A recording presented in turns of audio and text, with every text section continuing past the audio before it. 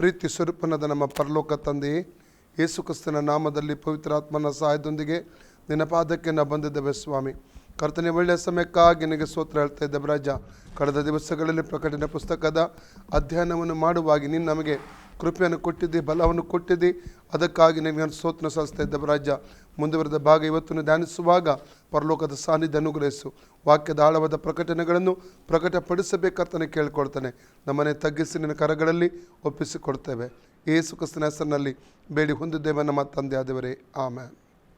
Hallelujah. ನಾವು ಪ್ರಕಟಣೆ ಪುಸ್ತಕ 3ನೇ ಅಧ್ಯಾಯ 1-6 ವಾಕ್ಯ ಓದಿಕೊಳ್ಳೋಣ. Book of revelation chapter 3:1-6. ಸಾರ್ದಿಸಿನಲ್ಲಿರುವ ಸಭೆಯ ದೂತನಿಗೆ ಬರೆ, ದೇವರ 7 ಆತ್ಮಗಳು 7 ನಕ್ಷತ್ರಗಳು ಉಳ್ಳ ಆತನು ಹೇಳುವುದೇನೆಂದರೆ, ನಿನ್ನ ಕೃತ್ಯಗಳನ್ನು ಬಲ್ಲೆನು, ಜೀವಿಸುವವನು ಎಂದು ಹೆಸರು ನಿನಗಿದ್ದರೂ ಸತ್ತವನಾಗಿದ್ದಿ ಎಂಬುದನ್ನು ಬಲ್ಲೆನು.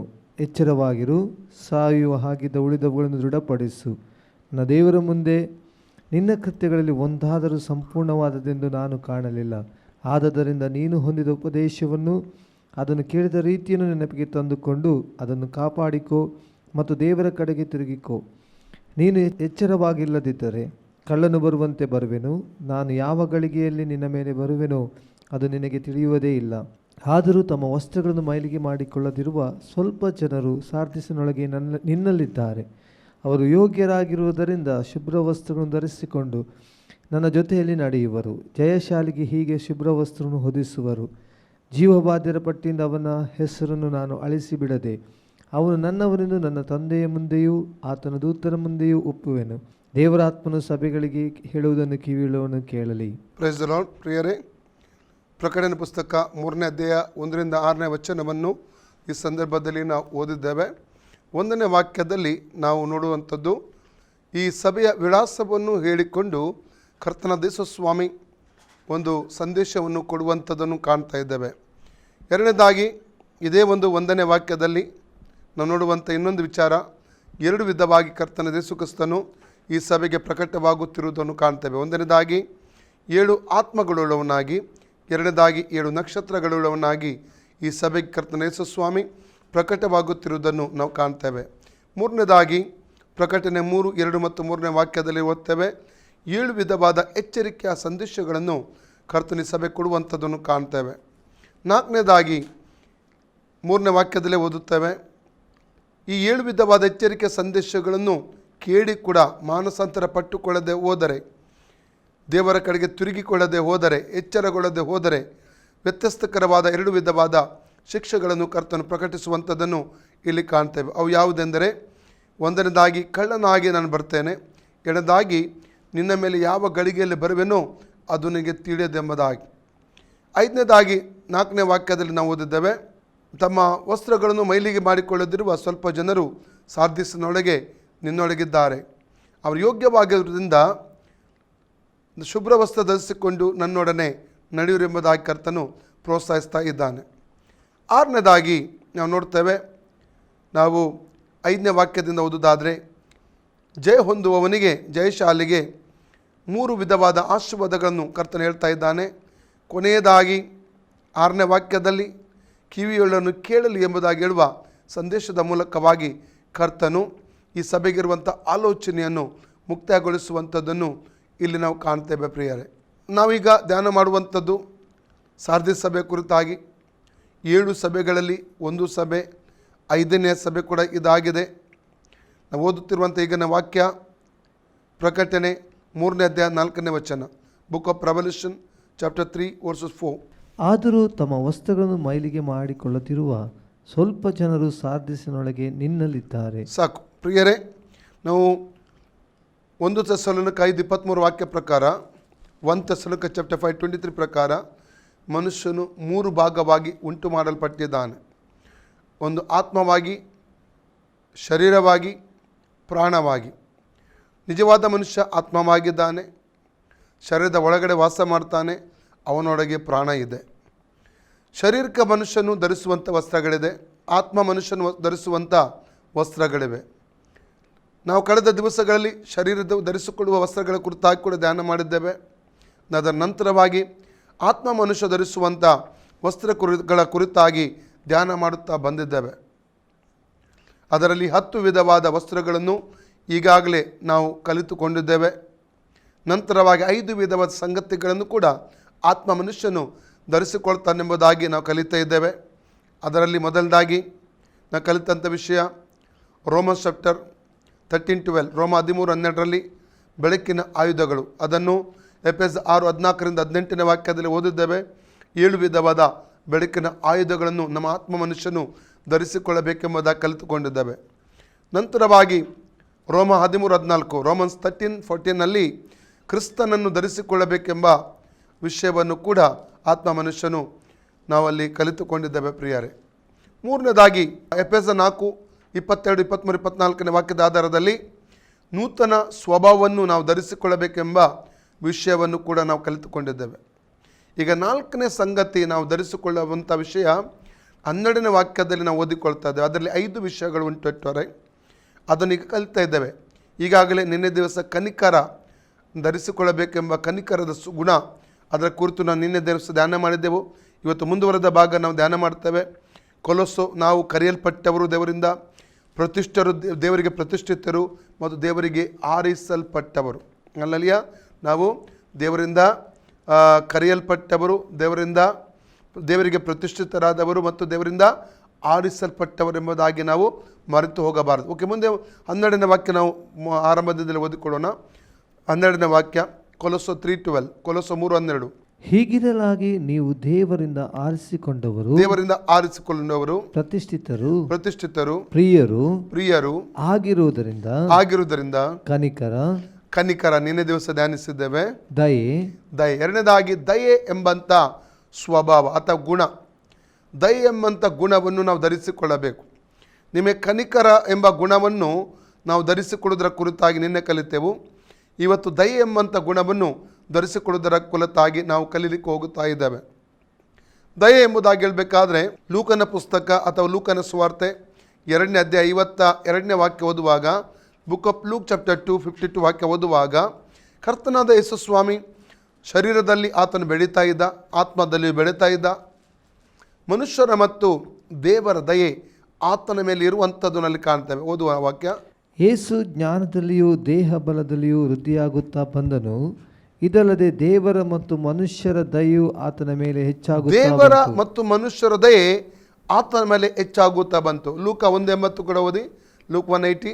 ಆ ಬಾಲಕನು ಬೆಳೆದು ಆತ್ಮದಲ್ಲಿ ಬಲವುಳ್ಳವನಾದನು ಮತ್ತು ಇಸ್ರೇಲ್ ಜನರಿಗೆ ತನ್ನನ್ನು ತೋರ್ಪಡಿಸಿಕೊಳ್ಳುವ ದಿನದವರೆಗೆ ಅರಣ್ಯ ಪ್ರದೇಶಗಳಲ್ಲಿ ಇದ್ದನು. Okay, luke 2:40, 2:40. ಆ ಬಾಲಕನು ಬೆಳೆದು ಬಲಗೊಂಡು ಜ್ಞಾನದಿಂದ ತುಂಬಿದವನಾದನು ಮತ್ತು ಆತನ ಮೇಲೆ ದೇವರ ದಯವಿತ್ತು. Praise God. ನಾವು ದೇವರ ದಯೆ ಕುರಿತು ಓದುತ್ತೇವೆ. ಮನುಷ್ಯನಿಗೆ ತೋರಿಸುವಂಥ ದಯೆ ಕುರಿತಾಗಿ ಕಲಿತೇವೆ. ಮಾತ್ರವಲ್ಲ, ಒಬ್ಬ ಕ್ರೈಸ್ತ ವಿಶ್ವಾಸಿಯಾದವನ ಗುಣ ಕೂಡ ಈ ಒಂದು ದಯೆ ಉಳ್ಳದಾಗಿರಬೇಕೆಂಬುದಾಗಿ ನಾವು ಕಲಿತಾ ಇದ್ದೇವೆ ಪ್ರಿಯರೇ. ದಯೆ ಎಂಬುದಾಗಿ ಹೇಳಬೇಕಾದ್ರೆ ಗಲಾತ್ಯ 5:27-23 ವಾಕ್ಯ ಓದುವಾಗ, ಗಲೀಷಿಯನ್ ಚಾಪ್ಟರ್ 5:22-23 ವಾಕ್ಯ ಓದುವಾಗ 9 ವಿಧವಾದ ಪವಿತ್ರಾತ್ಮನ ಫಲಗಳಲ್ಲಿ ದಯೆ ಎಂಬುವಂಥದ್ದು ಒಂದಾಗಿದೆ ಪ್ರಿಯರೇ. ಇನ್ನೊಬ್ಬರಿಗೆ ತೋರಿಸುವಂಥ ದಯೆ, ಅವಶ್ಯಕತೆಯುಳ್ಳವರು, ನಮ್ಮ ಸಹಾಯವನ್ನು ಎದುರು ನೋಡುವವರು ಯಾರೆಲ್ಲ ಇರುತ್ತಾರೋ, ಬಲಹೀನರು, ಅಂಥವರಿಗೆ ನಾವು ತಕ್ಕ ಸಮಯದಲ್ಲಿ ದಯೆಯನ್ನು ತೋರಿಸತಕ್ಕದ್ದು.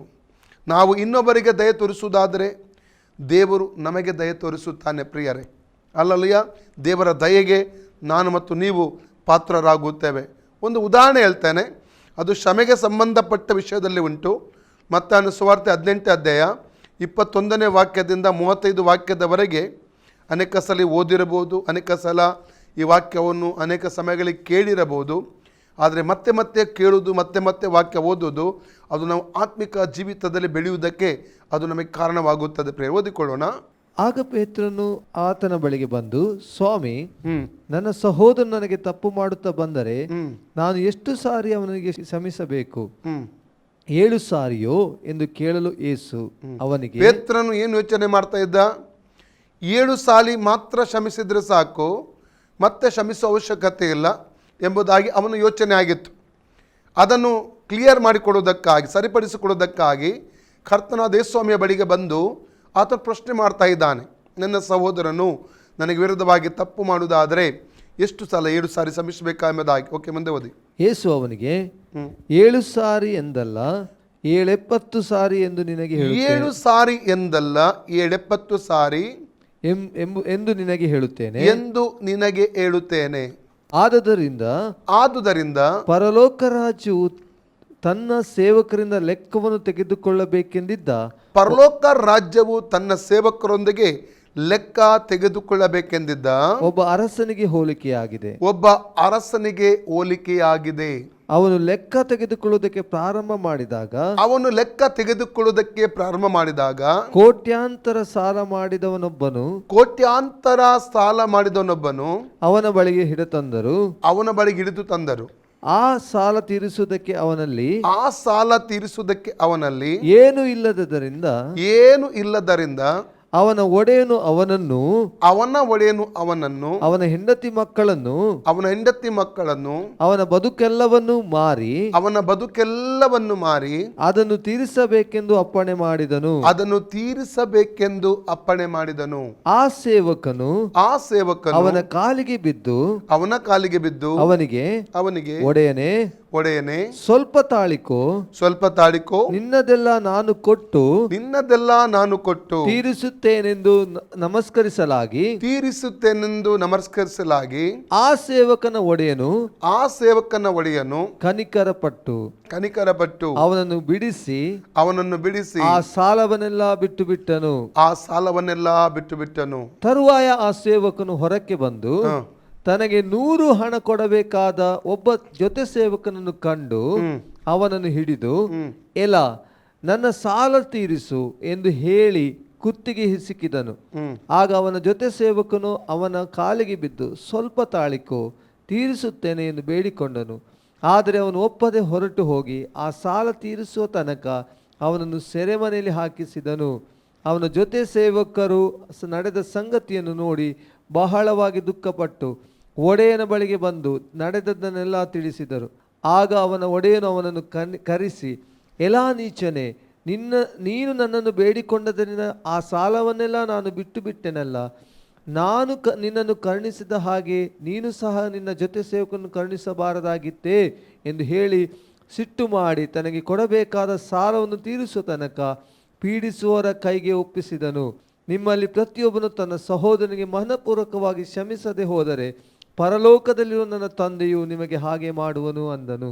ನೋಡಿ, ಇಂಥ ಒಂದು ಸುಂದರವಾದ ಉದಾಹರಣೆ ಇಲ್ಲಿ ನಾವು ಕಾಣ್ತೇವೆ. ಒಬ್ಬ ಅರಸನು ಅವನ ಕೆಳಗಿನ ಒಬ್ಬ ಕೆಲಸಗಾರನಿಗೆ ಅವನ ಸಾಲ ಕ್ಷಮಿಸುತ್ತಾನೆ.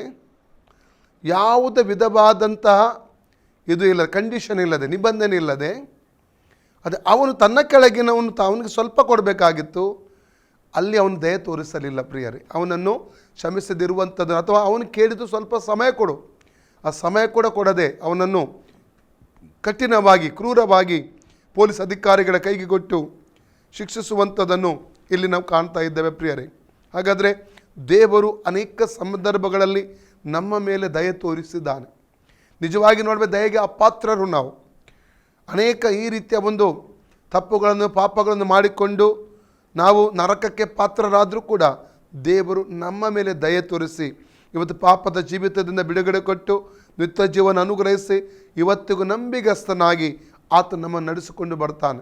ಅದೇ ರೀತಿಯಾಗಿ ಅಗತ್ಯತೆ ಇಲ್ಲಿರುವಂತಹ ದೀನಹಸ್ತೆಯಲ್ಲಿರುವಂತಹ ಅನೇಕರಿಗೆ ನಾವು ಒಳ್ಳೆಯದಾಗಿರುವಂಥ ಸಂದರ್ಭದಲ್ಲಿ ಅವರಿಗೆ ನಾವು ದಯೆಯನ್ನು ತೋರಿಸತಕ್ಕದ್ದು. ಪ್ರಿಯರೇ, ಈ ಗುಣವನ್ನು ನಮ್ಮ ಜೀವಿತದಲ್ಲಿ ಯಾವಾಗಲೂ ನಾವು ಅಳವಡಿಸಿಕೊಳ್ಳುವರಾಗಿರಬೇಕು. ಅನೇಕರು ಕಷ್ಟದಲ್ಲಿರುವವರು ಇರ್ತಾರೆ, ನಮ್ಮ ಸಹಾಯ ಕೇಳಿ ಅನೇಕರು ಬರುತ್ತಾರೆ, ಬೇರೆ ಬೇರೆ ಸಂಗತಿಗಳು ಇರುತ್ತದೆ. ಅಂಥ ಸಂದರ್ಭದಲ್ಲಿ ಪ್ರತಿಯೊಬ್ಬರು ಜಾತಿ ಭೇದ ಮಾಡದೆ ನಾವು ಅವರಿಗಿನ ದಯೆಯನ್ನು ತೋರಿಸುವರಾಗಿರಬೇಕು. ಕರ್ತನ ಯೇಸು ಸ್ವಾಮಿ ಎಷ್ಟೋ ಜನರಿಗೆ ದಯೆ ತೋರಿಸುವಂಥದ್ದನ್ನು ಅಲ್ಲಿ ನಾವು ಕಾಣ್ತೇವೆ. ಪ್ರಿಯರು, ಈ ಗುಣ ಕೂಡ ನಮ್ಮಲ್ಲಿ ಇರಬೇಕೆಂಬುದು ದೇವರ ಚಿತ್ತವಾಗಿದೆ. ಓಕೆ, ಇಲ್ಲಿ 4ನೇದಾಗಿ ಧರಿಸಿಕೊಳ್ಳತಕ್ಕದ್ದು ನಾವು ನಮ್ಮ ಆತ್ಮ ಮನುಷ್ಯನು ಇಲ್ಲಿ 5 ಗುಣಗಳು ಉಂಟು.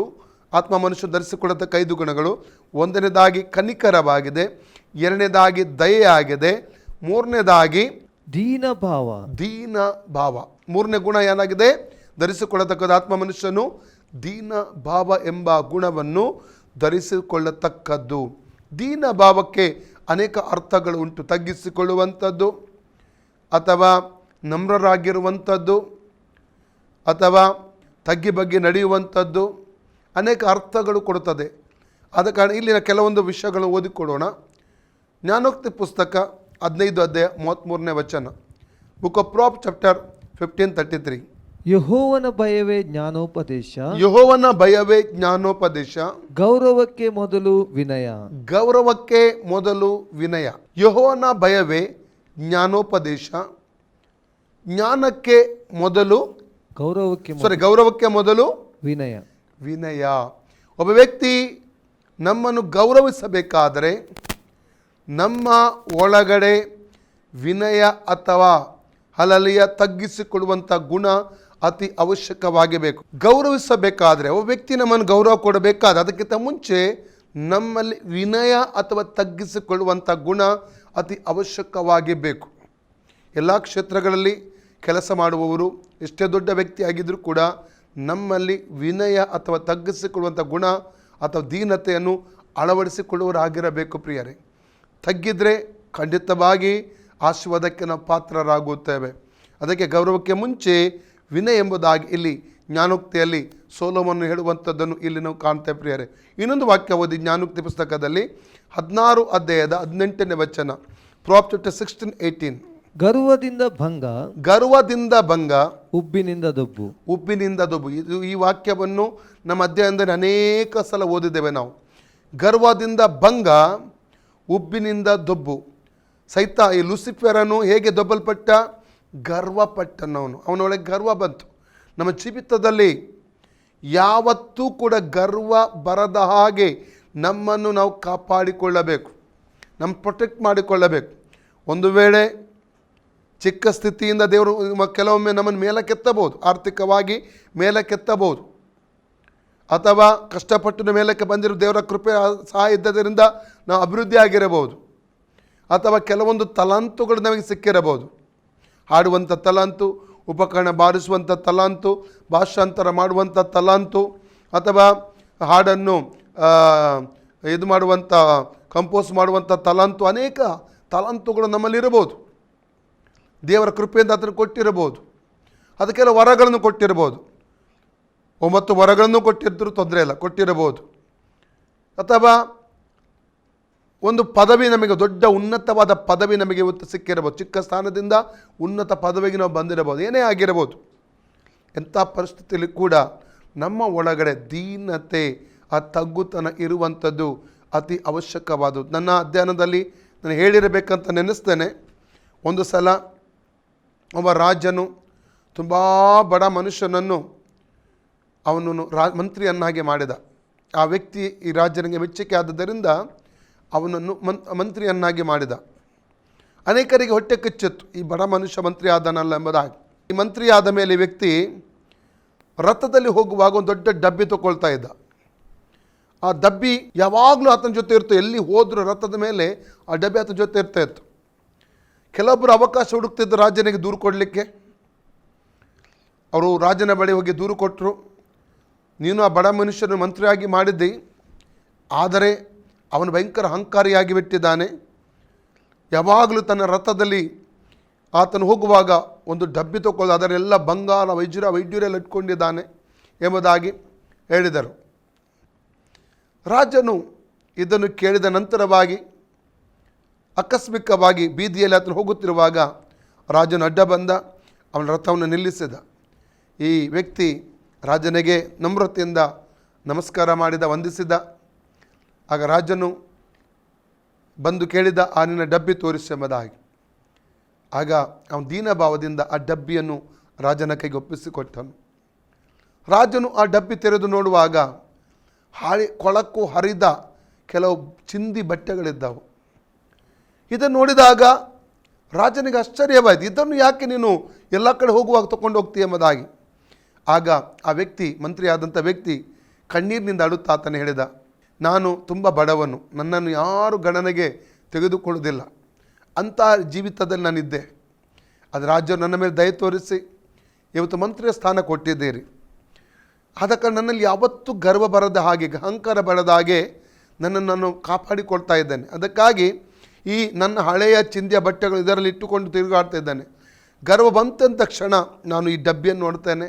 ಅವಾಗ ನನ್ನ ಹಳೆಯ ಜೀವಿತ ಜ್ಞಾಪಕ ಆಗುತ್ತದೆ. ಎಲ್ಲಿಂದ ಈ ಕಡೆ ಇಷ್ಟು ದೊಡ್ಡ ಹಸ್ತಿಗೆ ಬಂದೆಂಬುದಾಗಿ ನಾನು ನೆನಪು ಮಾಡಿಕೊಂಡು ನಾನು ದೇವರಿಗೆ ಸದಾ ಸ್ತೋತ್ರ ಸಲ್ಲಿಸ್ತಾ ಇರ್ತೇನೆ ಎಂಬುದಾಗಿ ಆ ವ್ಯಕ್ತಿ, ಮಂತ್ರಿಯಾದ ವ್ಯಕ್ತಿ ಹೇಳಿದನು. ಆಗ ರಾಜನ ಕಣ್ಣಲ್ಲಿ ಕಣ್ಣೀರು ಬಂತು ಪ್ರಿಯರೇ.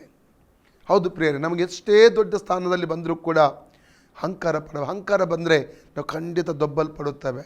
ನಾವು ಹೊಂದಿಕೊಂಡದನ್ನು ಕಳ್ಕೊಳ್ಳುವಂಥ ಸ್ಥಿತಿ ಬರ್ತದೆ. ಲೂಸಿಫರನ್ನು ಕೂಡ ಅವನ ಸ್ಥಾನವನ್ನು ಆತನು ಕಳ್ಕೊಳ್ಳುವಂಥದ್ದನ್ನು ಕಾಣ್ತೇವೆ. ಅದಕ್ಕೆ ಒಂದೇ ಒಂದು ಕಾರಣ ಅಹಂಕಾರವಾಗಿದೆ ಪ್ರಿಯರೇ. ಅರಸನಾದ ಸೌಲನ ಕುರಿತು ಹಳೆಬಡವಳಿಕೆಲ್ಲ ಕಾಣ್ತೇವೆ. ಅಹಂಕಾರ ಪಟ್ಟನು, ಕೊನೆಗೇನಾಯಿತು, ಅಭಿಷೇಕವನ್ನು ನಷ್ಟಪಟ್ಟುಕೊಳ್ಳುವಂಥದ್ದನ್ನು ಕೂಡ ಅಲ್ಲಿ ನಾವು ಕಾಣಲಿಕ್ಕೆ ನಮಗೆ ಸಾಧ್ಯ. ಉಬ್ಬಿನಿಂದ ದೊಬ್ಬು, ಗರ್ವದಿಂದ ಭಂಗ ಪ್ರಿಯರೇ. ನಾನು ಬಾರನ್ನಲ್ಲಿದ್ದಂಥ ಸಂದರ್ಭ, ನನಗೆ ವಿದ್ಯಾಭ್ಯಾಸ ಇರಲಿಲ್ಲ. ಕೇವಲ 8ನೇ ಕ್ಲಾಸ್ ತರಗತಿ ಓದಿದವನು ಮಾತ್ರ. ತಂಬಾಕು ಫ್ಯಾಕ್ಟ್ರಿಯಲ್ಲಿ ಹೆಲ್ಪರ್ ಕೆಲಸ ಮಾಡ್ತಾಯಿದ್ದೆ. 40 ದಿನಾರ್ ಅಂದರೆ ಇಲ್ಲಿ 4,000 ರೂಪಾಯಿ ಸಂಬಳ ತೊಗೊಳ್ತಾ ಇದ್ದೆ. ನನಗೆ ಬಾಸ್ ಒಂದು ರೂಮ್ ಕೊಟ್ಟಿದ್ದರು, ಒಂದು ಸ್ಟವ್ ಕೊಟ್ಟಿದ್ರು ಅಷ್ಟೇ. ನನಗೆ ಸಾಕಾಗ್ತಾ ಇರಲಿಲ್ಲ ಹಣ. ಅದಕ್ಕಾಗಿ ಪ್ರತಿದಿನ ಬಿಡುವಿನ ಟೈಮಲ್ಲಿ ಒಂದು ಗೋಣಿಚೀಲ ಹಾಕ್ಕೊಂಡು ಬೀದಿಗಳಲ್ಲಿ ಹೋಗಿ ಸ್ಟೀಲ್ ಕೊಕೊಕೋಲಾ ಟಿನ್ ಕುಡಿದು ಬಿಸಾಡ್ತಾರಲ್ಲ, ಅದನ್ನು ಹೆಕ್ಕುತ್ತಾ ಇದ್ದೆ. ಕೆಲವೊಮ್ಮೆ ಗಾರ್ಬೇಜ್ನ ಡಬ್ಬದಲ್ಲಿ ಕೈ ಹಾಕಿ ಅದನ್ನು ಹೆಕ್ಕುತ್ತಾ ಇದ್ದೆ ಪ್ರಿಯರೇ. ಅದನ್ನು ಮಾರಿ ಸ್ವಲ್ಪ ಹಣ ಸಿಗ್ತಿತ್ತು, ಅದನ್ನು ನನ್ನ ತಾಯಿಗೆ ನಾನು ಕಳಿಸಿಕೊಡ್ತಾ ಇದ್ದೆ. ಸಂಬಳದಲ್ಲಿ ನನಗೂ ಕೂಡ ಉಳಿತಾ ಇರಲಿಲ್ಲ ಪ್ರಿಯರೇ. ಯಾವಾಗಲೂ ನನಗೆ ಈ ಒಂದು ಸ್ಥಿತಿ ನನ್ನ ನೆನಪಲ್ಲಿತ್ತು. ಒಂದು ಸಮಯದಲ್ಲಿ ಈ ರೀತಿಯ ಸ್ಥಿತಿ ನನ್ನ ಜೀವಿತದಲ್ಲಿತ್ತು. ಮಾತ್ರವಲ್ಲ, ಮುಂಬೈಯಲ್ಲಿ ನಾನು ಯಾವಾಗಲೂ ಸತ್ತು ಹೋಗುವಂಥ ಪರಿಸ್ಥಿತಿ ಇತ್ತು, ಸಾಯಬೇಕಾಗಿತ್ತು. ಎಷ್ಟೋ ಸಮಯಗಳಲ್ಲಿ ಪೊಲೀಸರ ಗುಂಡಿಗೋ ಅಥವಾ ಎದುರಾಳಿಗಳ ಗುಂಡಿಗೋ ನಾನು ಸತ್ತು ಹೋಗಬೇಕಾಗಿತ್ತು. ಯೇಸು ಸ್ವಾಮಿ ನನ್ನ ಪ್ರೀತಿ ಮಾಡಿ ರಕ್ಷಣೆ ಕೊಟ್ಟ, ಅಭಿಷೇಕ ಕೊಟ್ಟ, ಸೇವೆ ಕೊಟ್ಟ, ಕರೆ ಕೊಟ್ಟ.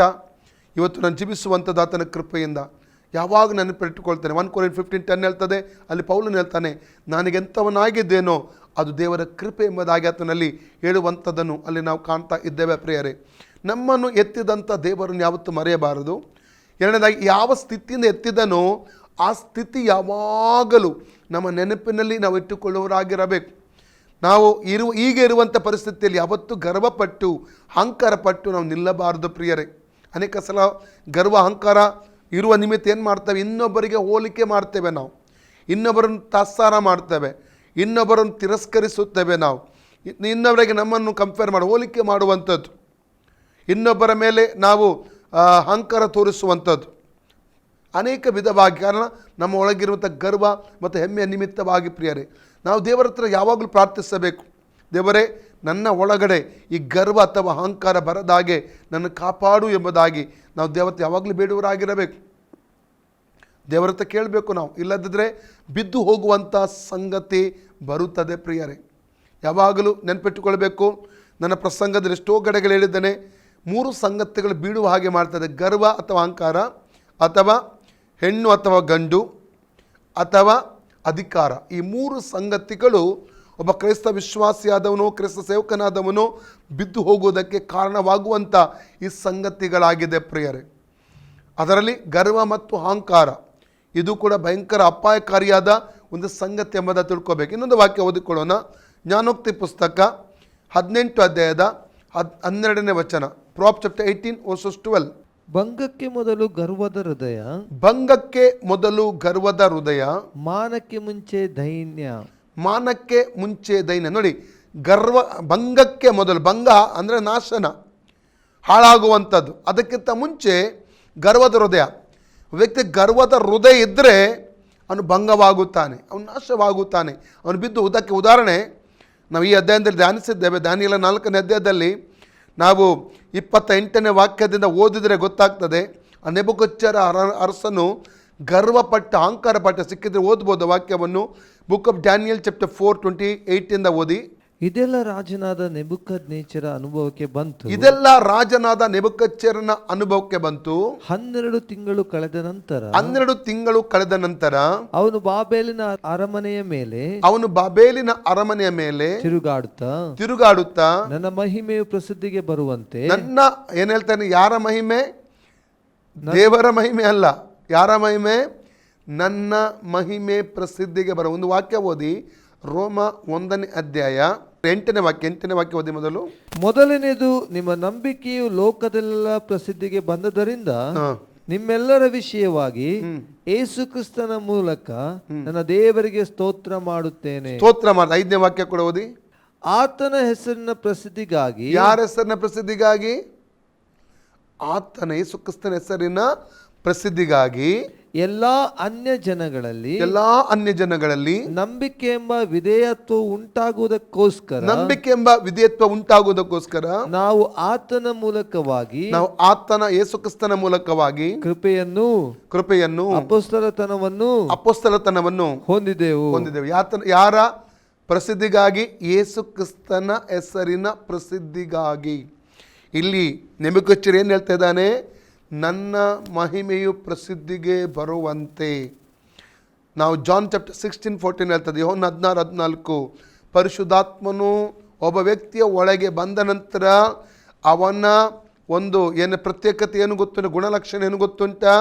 ಅವನು ಯಾವಾಗಲೂ ಯೇಸು ಕ್ರಿಸ್ತನಿಗೆ ಮಹಿಮೆಯನ್ನು ಸಲ್ಲಿಸ್ತಾ ಇರ್ತಾನೆ. ಓದಿ ಸಿಕ್ಕಿದ್ರೆ. ಆತನು ನನ್ನದರೊಳಗಿಂದ ತೆಗೆದುಕೊಂಡು ನಿಮಗೆ ತಿಳಿಸುತ್ತಾ ನನ್ನನ್ನೇ ಮಹಿಮೆ ಪಡಿಸುವನು. ಒಬ್ಬ ವ್ಯಕ್ತಿ ಯಾವಾಗಲೂ ಯೇಸು ಕ್ರಿಸ್ತನನ್ನು ಮಹಿಮೆ ಪಡಿಸ್ತಾ ಇದ್ದಾನೆ. ಅದರ ಅರ್ಥ ಏನು ಗೊತ್ತುಂಟ? ಅವನ ಒಳಗಡೆ ಪವಿತ್ರಾತ್ಮನು ಇದ್ದಾನೆಂಬುದಾಗಿ ಅರ್ಥ. ಪವಿತ್ರಾತ್ಮನು ಯಾರ ಒಳಗಿರ್ತಾನೋ ಅವನು ಯಾವಾಗಲೂ ಯೇಸು ನನಗಿಂಥ ಕೃಪೆ ಕೊಟ್ಟ, ಯೇಸು ಇಂಥ ದಯೆ ತೋರಿಸಿದ, ಯೇಸು ನನ್ನ ರೋಗ ಗುಣ ಮಾಡಿದ, ಇಂಥ ಪರಿಸ್ಥಿತಿಗೆ ಯೇಸು ನನ್ನ ನಡೆಸಿದ ಎಂಬುದಾಗಿ ಯೇಸು ಕ್ರಿಸ್ತನನ್ನೇ ಯಾವಾಗಲೂ ಆ ವ್ಯಕ್ತಿ ಮಹಿಮೆಪಡಿಸ್ತಿರ್ತಾನೆ. ಆದರೆ ಇಲ್ಲಿ ನೆಬೂಕದ್ನೆಚ್ಚರನು ಏನು ಹೇಳ್ತಿದ್ದಾನೆ? ನನ್ನ ಮಹಿಮೆಯು ಪ್ರಸಿದ್ಧಿಗೆ ಬರುವಂತೆ. ಮುಂದೆ ಓದಿ. ನನ್ನ ಸಾಮರ್ಥ್ಯ ಬಲದಿಂದ. ಏನು ಹೇಳ್ತಿದ್ದಾನೆ? ನನ್ನ ಸಾಮರ್ಥ್ಯ ಬಲದಿಂದ. ಒಂದು ವಾಕ್ಯ ಓದಿಕೊಳ್ಳೋಣ. ನಾವು 8ನೇ ಅಧ್ಯಾಯ ಧರ್ಮೋಪದೇಶ ಕಾಂಡ, ಡ್ಯೂಟರಮಿ ಚಾಪ್ಟರ್ 8 16-19 ವಾಕ್ಯ ಓದುವ. 16ರಿಂದ ನಾವು 19 ವಾಕ್ಯ ಓದಿಕೊಳ್ಳೋಣ. ಡ್ಯೂಟರಮಿ 8 16-19. ಆತನು ನಿಮ್ಮನ್ನು ಕಷ್ಟಕ್ಕೆ ಒಳಪಡಿಸಿ ಪರೀಕ್ಷಿಸಿದ ನಂತರ ನಿಮಗೆ ಮೇಲನ್ನು ಉಂಟು ಮಾಡಬೇಕೆಂಬ ಉದ್ದೇಶದಿಂದ ಐಗುಪ್ತ ದೇಶದಲ್ಲಿ ದಾಸರಾಗಿದ್ದ ನಿಮ್ಮನ್ನು ಬಿಡುಗಡೆ ಮಾಡಿ ವಿಷ ಸರ್ಪಗಳು ಚೇಳುಗಳು ಇದ್ದ ಆ ಘೋರವಾದ ಮಹಾ ಅರಣ್ಯವನ್ನು ನೀರು ಬತ್ತಿ ಹೋದ ಭೂಮಿಗಳನ್ನು ದಾಟಿಸಿ ಗಟ್ಟಿಯಾದ ಬಂಡೆಯೊಳಗಿಂದ ನೀರನ್ನು ಹೊರಡಿಸಿ ಕೊಟ್ಟು ನಿಮ್ಮ ಪೂರ್ವಿಕರಿಗೆ ತಿಳಿಯದೇ ಇದ್ದ ಮನ್ನವನ್ನು ಕೊಟ್ಟು ಪೋಷಿಸಿದಾತನನ್ನು ನೀವು ಮರೆತು ಮನಸ್ಸಿನೊಳಗೆ ಈ ಭಾಗ್ಯವು ನಮ್ಮ ಸಾಮರ್ಥ್ಯ ಸಾಹಸಗಳಿಂದ ನಮ್ಮ ಸಾಮರ್ಥ್ಯ ಈ ಭಾಗ್ಯವು ಯಾವ ಭಾಗ್ಯ? ಕಾನಾನಿನಲ್ಲಿ ಸ್ವಂತ ಮನೆ ಕಟ್ಟಿ ವಾಸಿಸುವಂಥ ಸಾಮರ್ಥ್ಯ. ಎಷ್ಟೋ ಜನರನ್ನು ನೋಡಿದ್ದೇನೆ ಪ್ರಿಯರೇ, ಕಷ್ಟ ಕಾಲದಲ್ಲಿ ದೇವರಿಗೆ ಮೊರೆ ಇಡ್ತಾರೆ, ಪ್ರಾರ್ಥನೆ ಮಾಡ್ತಾರೆ, ತಗ್ಗಿಸಿಕೊಳ್ತಾರೆ, ಉಪವಾಸ ಮಾಡ್ತಾರೆ, ಎಲ್ಲ ಮಾಡ್ತಾರೆ.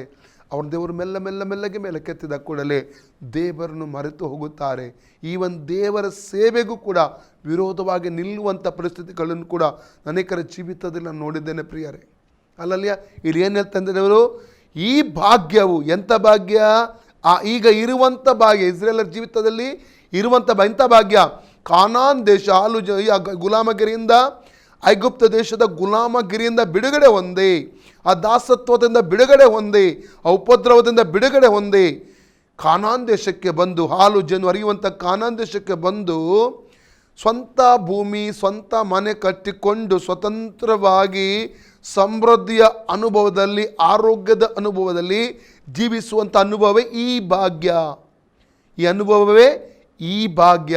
ಈ ಭಾಗ್ಯವು ನಮ್ಮ ಸಾಮರ್ಥ್ಯ ಸಾಹಸಗಳಿಂದಲೇ ನಮಗುಂಟಾಯಿತು ಅಂದುಕೊಂಡೀರಿ. ಅಲ್ಲಲ್ಲೂಯ್ಯ. ಅದಕ್ಕೆ ಜಡ್ಜಸ್ಸಲ್ಲಿ ನಾವು ಓದೋದು ಬೇಡ. 7ನೇ ಅಧ್ಯಾಯ ನ್ಯಾಯಸ್ಥಾಪಕರು 7ನೇ ಅಧ್ಯಾಯ 1ನೇ ವಾಕ್ಯದಿಂದ ಓದುವಾಗ 32,000 ಜನರು ಮಿದ್ಯಾನರಿಗೆ ವಿರುದ್ಧ ಯುದ್ಧ ಮಾಡಲಿಕ್ಕೆ ಕೂಡಿ ಬಂದಾರಂತೆ. ಯಾರೊಟ್ಟಿಗೆ? ಗಿದ್ಯೋನನೊಟ್ಟಿಗೆ. ದೇವರು ಹೇಳ್ತಾರೆ, ಇವರ ಮೂಲಕ ಜಯ ಕೊಡಲ್ಲ ನಾನು, ಪರೀಕ್ಷೆ ಮಾಡು. ಪರೀಕ್ಷೆ ಮಾಡಲ್ಪಟ್ಟಿತ್ತು. 27,000 ಹೋದರು. 2ನೇ ಪರೀಕ್ಷೆಯಲ್ಲಿ 10,000 ಹೋದರು. ಎಷ್ಟು ಉಳಿದದ್ದು? 300 ಜನ ಉಳಿದರು. ದೇವರು ಹೇಳ್ತಾನೆ, ಇವರ ಮೂಲಕ ಜಯ ಕೊಡ್ತಾನೆ. ಯಾಕೆ ಹಾಗೆ ಮಾಡಿದ್ದು ದೇವರು? 32,000 ಜನರ ಮೂಲಕ ಜಯ ಕೊಟ್ಟಿದ್ರೆ ನಾಳೆ ನಮ್ಮ ಸಾಮರ್ಥ್ಯದಿಂದ, ನಮ್ಮ ಬಲದಿಂದ ನಾವು ಜಯ ಹೊಂದಿದ್ದು. ಇವತ್ತೊಂದು ದೇವಸೇವಕರಿಗೆ ಭೇಟಿಯಾದೆ ನಾನು. ಒಂದು ಕಡೆ ಕಷ್ಟಪಟ್ಟು ದೊಡ್ಡ ಸಭೆ ಕಟ್ಟಿದ್ದಾರೆ, ದೊಡ್ಡ ಚರ್ಚ್ ಕಟ್ಟಿದ್ದಾರೆ, ದೊಡ್ಡ ಬಿಲ್ಡಿಂಗ್. ನನಗೆ ನೋಡಿ ತುಂಬ ಖುಷಿಯಾಯಿತು. ಅವರನ್ನು ತುಂಬ ವರ್ಷದಿಂದ ನಾನು ಬಲ್ಲೆ, ಆ ಸೇವಕರನ್ನು. ಸಾಧಾರಣ ಸುಮಾರು 20 ವರ್ಷಗಳಿಂದ 21 ವರ್ಷಗಳಿಂದ ಅವರು ನನಗೆ ಪರಿಚಯ ಮತ್ತು ತುಂಬ ಒಳ್ಳೆಯ ಸ್ನೇಹಿತರು. ನನ್ನ ಕಷ್ಟಪಟ್ಟು ಅವರ ಮೇಲಕ್ಕೆ ಬಂದವರು. ಅವರು ಒಂದು ಸಾಕ್ಷಿ ನನಗೆ ಹೇಳಿದರು, ಪಾಸ್ಟ್ರೇ, ನಮ್ಮ ಸಭೆಯಲ್ಲಿ ಐಶ್ವರ್ಯವಂತರಿಲ್ಲ, ಬಡವರೇ ಇರುವುದು. ಒಂದು ಚಿಕ್ಕ ಚಿಕ್ಕ ಕೆಲಸದವರು ಇರುವುದು. ಎರಡನೇದಾಗಿ ಈ ಚರ್ಚ್ ಕಟ್ಟಡಕ್ಕೆ ಹೊರ ದೇಶದಿಂದ ಒಂದೇ ಒಂದು ರೂಪಾಯಿ ಬಂದಿಲ್ಲ. ಒಬ್ಬ ವ್ಯಕ್ತಿ ಮಾತ್ರ 50,000 ಕೊಟ್ಟದ್ದು. ಬಾಕಿ ಎಲ್ಲ ನಮ್ಮ ಸಭೆಯವರು ಕಷ್ಟಪಟ್ಟು ಕೈ ಜೋಡಿಸಿ ಕೆಲಸ ಎಲ್ಲ ಮಾಡಿದ್ದು. ಅದು ಒಳ್ಳೆಯದಕ್ಕಾಯ್ತು. ಅವರು ಅದನ್ನು ಕೂಡ ಹೇಳಿದರು. ಯಾಕೆ ಗೊತ್ತುಂಟ? ದೊಡ್ಡ ದೊಡ್ಡ ಮೊತ್ತ ಯಾರಾದರೂ ಕೊಟ್ಟಿದ್ರೆ ಬಿಲ್ಡಿಂಗ್ ಕಟ್ಟುವಂಥ ಸಂದರ್ಭದಲ್ಲಿ ಹೇಳಲಿಕ್ಕೆ ಒಂದು ಅವಕಾಶ ಇತ್ತು. ದೇವರು ಅದಕ್ಕೆ ಒಂದು ಅವಕಾಶ ದೇವರು ಕೊಡಲಿಲ್ಲ. ಹಲ್ಲೆಲೂಯಾ. ಅಂದರೆ ಮಹಿಮೆ ದೇವರಿಗೆ ಹೋಗಬೇಕು. ದೇವರಿಂದ ಆಯಿತು. ಇದು 118 ಕೀರ್ತನೆ 23 ವಾಕ್ಯ, 118 Psalm 23 ವರ್ಡ್ಸ್ ಏನು ಹೇಳ್ತದೆ? ಅಲ್ಲಲ್ಲಿ ಇದು ದೇವರಿಂದಲೇ ಆಯಿತು, ನಮಗೆ ಆಶ್ಚರ್ಯವಾಗಿ ತೋರುತ್ತದೆ. ಓದಿ ಸಿಕ್ಕಿದ್ರೆ 118 Psalm 23. ಇದು ಯೆಹೋವನಿಂದಲೇ ಆಯಿತು, ನಮಗೆ ಆಶ್ಚರ್ಯವಾಗಿ ತೋರುತ್ತದೆ. ಖಂಡಿತವಾಗಿ ಅದು ದೇವರಿಗೆ ಮಹಿಮೆ ಹೋಗಬೇಕು. ಅವರು ಹೇಳಿದರು, ದೇವರು ನಮಗೋಸ್ಕರ. ಅವರು ಕೊನೆಗೆ ಇದು ಮುಗಿಸುವಾಗ ಈ ಬಿಲ್ಡಿಂಗ್ 2.5 ಕೋಟಿ ಆಗಿದೆ ಅಂತ. ಅಲ್ಲಲ್ಲಿಯ ನನಗೆ ತುಂಬ ಸಂತೋಷವಾಯಿತು ಅವರ ಕುರಿತಾಗಿ ಅವರ ಸಾಕ್ಷಿಯನ್ನು ಕೇಳಿದ ಸಂದರ್ಭ. ಯಾಕಂದರೆ ದೇವರು ತನ್ನ ಮಹಿಮೆ ಮನುಷ್ಯನಿಗೆ ಬಿಟ್ಟು ಕೊಡೋದಿಲ್ಲ, ಯಾರಿಗೂ ಬಿಟ್ಟು. ಇದನ್ನು ಸರಿಯಾಗಿ ಅರ್ಥ ಮಾಡಿಕೊಳ್ಳಬೇಕು. ನಾವು ಶ್ವಾಸ ತೆಗೆಯೋದು, ನಾವು ಜೀವಿಸುವಂಥದ್ದು, ತಿನ್ನುವುದು, ಊಟ ಮಾಡೋದು, ಆರೋಗ್ಯ ಬರ್ತಾರೆ, ಎಲ್ಲವೂ ಕೂಡ ಕ್ರಿಸ್ತನ ಕೃಪೆ, ಯೇಸು ಸ್ವಾಮಿಯ ಕೃಪೆ ಆಗಿದೆ. ಆತನ ದಯೆ, ಆತನ ಕೃಪೆ ಇಲ್ಲದಿದ್ದರೆ ಈ ಲೋಕದಲ್ಲಿ ಒಂದೇ ಒಂದು ಹೆಜ್ಜೆ ಮುಂದಕ್ಕೆ ನಮಗೆ ಹೋಗಲಿಕ್ಕೆ ಸಾಧ್ಯ. ಇದನ್ನು ಸರಿಯಾಗಿ ಅರ್ಥ ಮಾಡ್ಕೋಬೇಕು. ಅದಕ್ಕಾಗಿ ದೇವರ ಸೇವೆಗೆ ಯಾರು ಅಡ್ಡ ಮಾಡಬೇಡಿ, ದೇವರ ಸೇವೆಗೆ ಅಡ್ಡಿ ಬರಬೇಡಿ, ದೇವರ ಸೇವೆಗೆ ವಿರೋಧವಾಗಿ ಯುದ್ಧ ಮಾಡಬೇಡಿ. ದೇವರ ಸೇವೆ ಮಾಡುವವರಿಗೆ ಪ್ರೋತ್ಸಾಹ ಕೊಡಿ. ಅಲ್ಲಲ್ಲ, ಅದಕ್ಕೆ ಬದಲು ಸೇವೆಗೆ ವಿರುದ್ಧವಾಗಿ ನಿಲ್ಲಬೇಡಿ ಪ್ರಿಯರೇ. ಅದು ಒಳ್ಳೆಯದಲ್ಲ. ಮಾತ್ರವಲ್ಲ, ನಮ್ಮ ತಲಂತುಗಳ ನಿಮಿತ್ತ, ಕೃಪಾವರಗಳ ನಿಮಿತ್ತ, ನಮ್ಮ ಹಣದ ನಿಮಿತ್ತ, ನಮ್ಮ ಸರ್ಟಿಫಿಕೇಟ್ಗಳ ನಿಮಿತ್ತ, ನಮ್ಮ ಪದವಿಯ ನಿಮಿತ್ತ, ವಿದ್ಯೆಯ ನಿಮಿತ್ತವಾಗಿ ಯಾವತ್ತೂ ಅಹಂಕಾರ ಬರೋದಾಗಿ ನಮ್ಮನ್ನು ನಮ್ಮನ್ನು ಪ್ರೊಟೆಕ್ಟ್ ಮಾಡಬೇಕು, ಕಾಪಾಡಿಕೊಳ್ಳಬೇಕು ಪ್ರಿಯರೇ. ಅಲ್ಲಲ್ಲಿಯ ಓಕೆ, ಡ್ಯೂಟೋನಮಿ ಚಾಪ್ಟರ್ 8ಗೆ ತಿರುಗಿ ಬನ್ನಿ. ಸಾಮರ್ಥ್ಯಗಳಿಂದಲೇ, ನನ್ನ ಸಾಮರ್ಥ್ಯದಿಂದಲೇ ನಮಗುಂಟಾಯಿತು ಅಂದುಕೊಂಡು ಆದದರಿಂದ ನಿಮ್ಮ ದೇವರಾದ ಯೆಹೋವನೇ ತಾನು ನಿಮ್ಮ ಪಿತೃಗಳಿಗೆ ಪ್ರಮಾಣ ಪೂರ್ವಕವಾಗಿ ಮಾಡಿದ ವಾಗ್ದಾನವನ್ನು ಈಗ ನಿಮ್ಮ ಅನುಭವಕ್ಕೆ ಬಂದ ರೀತಿಯಲ್ಲಿ ನೆರವೇರಿಸುವನಾಗಿ ನಿಮಗೆ ಇಷ್ಟು ಭಾಗ್ಯವನ್ನು ಈಗಿರುವಂತ ಭಾಗ್ಯ ಸಂಪಾದಿಸುವುದಕ್ಕೆ ಸಾಮರ್ಥ್ಯವನ್ನು ಕೊಟ್ಟನೆಂದು ಜ್ಞಾಪಕ ಮಾಡಿಕೊಳ್ಳಿರಿ. Praise God. ಒಂದು ವೇಳೆ ಪ್ರಿಯರೇ, ನೀವು ಒಂದು ದೊಡ್ಡ ಉನ್ನತ ಹುದ್ದೆಯಲ್ಲಿರಬಹುದು. ನೀವೊಂದು CA ಆಗಿಯೋ, ವಕೀಲರಾಗಿಯೋ, ಇವತ್ತು ವೈದ್ಯರಾಗಿಯೋ, ಅದಕ್ಕಿಂತ ಉನ್ನತ ಮಟ್ಟದ ಪದವಿಯಲ್ಲಿ ಇವತ್ತು ನೀವು ಇರಬಹುದು. ಹೈಯರ್ ಎಜುಕೇಟೆಡ್ ವ್ಯಕ್ತಿ ನೀವು ಆಗಿರಬಹುದು. ಅದು ಎಲ್ಲಿಂದ ಬಂದಿದ್ದೀರಿ ಅದೆಲ್ಲ ನೆನಪು ಮಾಡಿಕೊಳ್ಳಬೇಕು. ಒಂದೊಂದು ಹೆಜ್ಜೆಗೂ ದೇವರ ಸಹಾಯ ಇಲ್ಲದೆ, ದೇವರ ಒಂದು ಕೃಪೆ ಇಲ್ಲದೆ ಮುಂದಕ್ಕೆ ಬರಲಿಕ್ಕೆ ಸಾಧ್ಯವಾಗಲಿಲ್ಲ. ಈಗಿರುವಂಥ ಸ್ಥಿತಿ, ಒಂದು ವೇಳೆ ನೀವು ಹಲಲಿಯ ಒಂದು ದೊಡ್ಡ ಮೊತ್ತದ ಸಂಬಳ ಇವತ್ತು ತಗೊಳ್ತಾ ಇರ್ಬೋದು, ಏನೇ ಇರಲಿ, ಎಲ್ಲವೂ ಕೂಡ ದೇವರ ಕೃಪೆ, ದೇವರ ದಯೆ ಎಂಬುದಾಗಿ ನಾವು ಮರೆತು ಹೋಗಬಾರದು. ದೇವರು ಯಾವಾಗ ಇನ್ನೊಂದು ವಾಕ್ಯ ಕೂಡ ಉಂಟು. ಡ್ಯೂಟರಮಿ 28:47 ಧರ್ಮೋಪದೇಶ ಕಾಂಡ 28:47 ವಾಕ್ಯ ಕೂಡ ಓದಿಕೊಡುವ. ನಿಮಗೆ ಸರ್ವ ಸಮೃದ್ಧಿ ಉಂಟಾದ ಕಾಲದಲ್ಲಿ, ಓದಿ, ನಿಮಗೆ ಸರ್ವ ಸಮೃದ್ಧಿಯುಂಟಾದ ಕಾಲದಲ್ಲಿಯೂ, ನಿಮಗೆ ಸರ್ವ ಸಮೃದ್ಧಿ ಉಂಟಾದ ಕಾಲದಲ್ಲಿಯೂ ನೀವು ನಿಮ್ಮ ದೇವರಾದ ಯೆಹೋವನನ್ನು, ನೀವು ನಿಮ್ಮ ದೇವರಾದ ಯೆಹೋವನನ್ನು ಹರ್ಷಾನಂದ ಉಳ್ಳವರಾಗಿ ಸೇವಿಸದೆ ಹರ್ಷ ಹೋದುದರಿಂದ, ಮತ್ತು ಆನಂದ ಉಳ್ಳವರಾಗಿ ಸೇವಿಸದೆ ಹೋದುದರಿಂದ ಯೆಹೋವನು ನಿಮ್ಮ ಮೇಲೆ ಯೆಹೋವನು ನಿಮ್ಮ ಮೇಲೆ ಶತ್ರುಗಳನ್ನು ಬರಮಾಡುವನು. ಶತ್ರುಗಳನ್ನು ಬರಮಾಡುವನು. ನೋಡಿ ಎಂತ ಒಂದು, ನೋಡಿ, ನಿಮಗೆ ಸರ್ವ ಸಮೃದ್ಧಿ ಉಂಟಾದ ಕಾಲದಲ್ಲಿ ಯೆಹೋವನನ್ನು, ದೇವರನ್ನು, ಕರ್ತನ ಯೇಸು ಸ್ವಾಮಿಯನ್ನು ಹರ್ಷ ಮತ್ತು ಆನಂದ ಉಳ್ಳವರ ಸೇವಿಸದೆ ಹೋಗುವುದರಿಂದ. ಅನೇಕ ಸಲ ಸಮೃದ್ಧಿ ಉಂಟಾಗುವಾಗ ನಾವು ಏನು ಮಾಡ್ತೇವೆ? ಸಂತೋಷ ದೇವರಿಗಿಂತ ಸೇವಿಸುವುದಿಲ್ಲ. ಇನ್ನು ವಾಕ್ಯಕ್ಕೆ ಓದುವ 2 ಪೂರ್ವಕಾಲ 12:1-8 ವಾಕ್ಯ. 2 ಕ್ರಾನಿಕಲ್ ಚಾಪ್ಟರ್ 12 1-8 ವಾಕ್ಯ ಒಂದು ಓದಿಕೊಳ್ಳೋಣ. ರೆಹಬಾಮನು ತನ್ನ ರಾಜ್ಯಾಧಿಕಾರವನ್ನು ಸ್ಥಿರಪಡಿಸಿಕೊಂಡು, ರೆಹಬಾಮ ಅಂದರೆ ಸೊಲೊಮೋನನ ಮಗ. ರೆಹಬಾಮನು ತನ್ನ ರಾಜ್ಯಾಧಿಕಾರವನ್ನು ಸ್ಥಿರಪಡಿಸಿಕೊಂಡ ನಂತರ ಬಲಗೊಂಡ ಮೇಲೆ ಅವನು ಅವನ ಪ್ರಜೆಗಳಾದ ಎಲ್ಲಾ ಇಸ್ರಾಯೇಲ್ಯರು, ಅವನ ಪ್ರಜೆಗಳಾದಂಥ ಎಲ್ಲಾ ಇಸ್ರಾಯೇಲರು ಯೆಹೋವನ ಧರ್ಮೋಪದೇಶವನ್ನು ಬಿಟ್ಟು ಬಿಟ್ಟರು. ಅವರು ಯೆಹೋವನಿಗೆ ದ್ರೋಹಿಗಳಾದುದರಿಂದ ಅರಸನಾದ ರೆಹಬಾಮನ ಆಳಿಕೆಯ 5ನೇ ವರ್ಷದಲ್ಲಿ ಐಗುಪ್ತದ ಅರಸನ ಶೀಶಕನು 1200 ರಥಗಳನ್ನು 60,000 ಮಂದಿ ರಾಹುತರನ್ನು ಐಗುಪ್ತದ ಅಸಂಖ್ಯರಾದ ಲೂಬ್ಯ, ಸುಕ್ಕಿಯ, ಕೂಶ ಸೈನಿಕರನ್ನು ಕೂಡಿಸಿಕೊಂಡು ಯೆರೂಸಲೇಮಿಗೆ ವಿರುದ್ಧವಾಗಿ ಹೊರಟು ಯೆಹೂದ ದೇಶದ ಕೋಟೆ ಕತ್ತಲುಗಳುಳ್ಳ ಪಟ್ಟಣಗಳನ್ನು ಸ್ವಾಧೀನ ಮಾಡಿಕೊಂಡ ನಂತರ ಯೆರೂಸಲೇಮನ್ನು ಸಮೀಪಿಸಿದನು. ನೋಡಿ ಎಂತ ಒಂದು, ನೋಡಿ, ಒಂದು ದುಃಖ ಯಾಕೆ ಬರ್ತಾ ಇದೆ, ಒಂದು ನೋವು ಯಾಕೆ ಬರ್ತಾ ಇದೆ, ಒಂದು ತಿಬಿತ ಯಾಕೆ ಬರ್ತಾ ಇದೆ? ರೆಹಬಾಮನಿಗೆ, ಇಸ್ರೇಲ್ ಜನರಿಗೂ ಸ್ಥಿರಪಡಿಸಿಕೊಳ್ಳುವವರಿಗೆ ದೇವರ ಸಹಾಯ ಬೇಕು. ಅಭಿವೃದ್ಧಿ ಆಗೋರು ದೇವರ ಸಹಾಯ ಪಡ್ಕೊಂಡ. ಯಾವಾಗ ಅಭಿವೃದ್ಧಿ ಆದರೂ, ಆಶೀರ್ವದಿಸಲ್ಪಟ್ಟರು, ದೇವರನ್ನು ಮರೆತು ಬಿಟ್ಟದೆ ಮಾತ್ರವಲ್ಲ, ದೇವರ ಧರ್ಮೋಪದೇಶವನ್ನು ಕೂಡ ಮರೆತು ಬಿಡ್ತಾ ಇದ್ದಾರೆ.